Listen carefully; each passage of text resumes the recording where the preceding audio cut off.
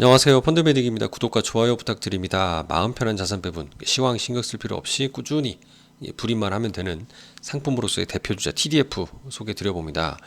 ETF로 출시된 TDF 제가 좋다 말씀을 여러 번 드렸는데 벌써 순자산이 2천억을 넘었다라는 기사를 봤거든요. 오늘 소개해 드릴 코덱스 브랜드의 TDF 2030, 4050은 주식이 정확히 47%지만 반올림해서 주식이 절반 이상 차지하게 되는 그래도 좀 공격적인 포트폴리오다라는 것을 먼저 말씀을 드려보고요.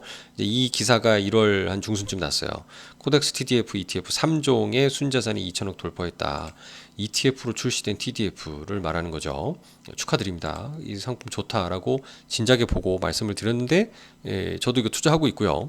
좋은 성과로 주셔서 저도 감사하지만 기쁘네요. 투자자들이 진가를 알아준 것 같습니다. 이 돈이 들어오는 걸 보면 이 녹색 차트를 보면요. 그전에는 뜨뜨미지근하다가 2024년도부터 본격 상승합니다. 그러니까 저도 사실은 이제 일반 TDF의 단점이라면 환매 주기가 길잖아요. 한 열흘 이상씩 기다려야 돈이 나옵니다. 뭐 추석 연휴, 뭐 설 연휴 껴 있으면 거의 뭐 한 2주, 거의 한 달 가까이 걸릴 수도 있습니다. 이런 부분을 감안했을 때 얘는 주식처럼 3일 만에 현금화돼서 돈이 나오는 건 굉장히 좀 유리한 시장 대응에 빠른 대응이 가능한 유리한 장점이라고 볼 수 있는데요. 2024년부터 성과도 좋다 보니까 최근 보십시오. 뭐 2년 정도 된 성과잖아요.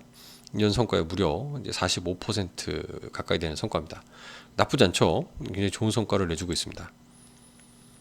이제 이 동종 경쟁하는 상품 중에 이제 구독자님도 몇 번 얘기를 해주시는 좋게 보신다는 그 샤프 지수가 높은 그 한국투자 TDF 알아서 ETF 포커스라고 하는 새로 나온 그 TDF 브랜드가 있거든요.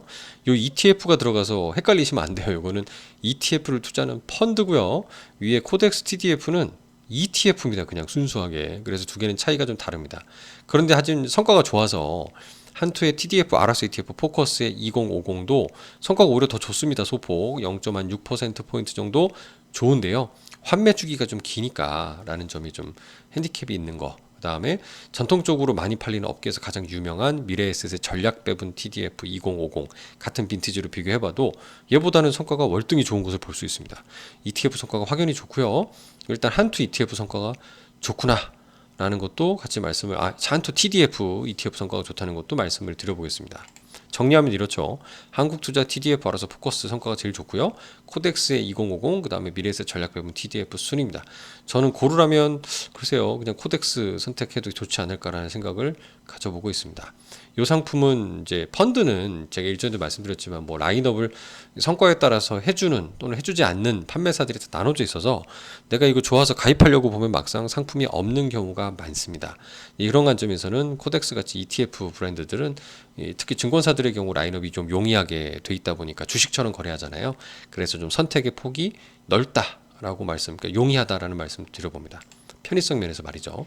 자, 포트폴리오로 넘어갑니다. 2050 액티브의 펀드의 특징은 주식을 특정 뭐 액티브 종목 뭐 양자 컴퓨터다 무슨 뭐 빅테크다 이렇게 투자하는 게 아니고요. 전 세계 주식에 투자하는 ETF에 그냥 투자합니다. 이게 뱅가드사와 SPDR, 스파이더와 아이셔츠의 올컨트리 월드 인덱스 이 세 가지입니다. 제가 우리 아이들을 위한 그 장기 투자 펀드로 올컨트리 월드 인덱스를 말씀드린 적도 있는데 그냥 요 TDF 사줘도 될 것 같습니다. 차곡차곡. 그럴 정도로 이 세 개의 이제 핵심 업계에서 가장 유명한 이제 전 세계 주식에 투자하는 ETF들을 살펴보면 이렇습니다.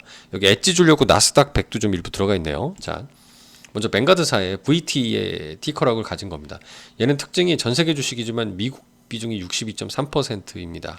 뭐 비용이 싸다 이런 건 여기 옆에서 이제 말씀드릴 수 있고, 그다음에 애플 등등 마이크로소프트 이렇게 투자하고는 종목들을 보여주고 있고요.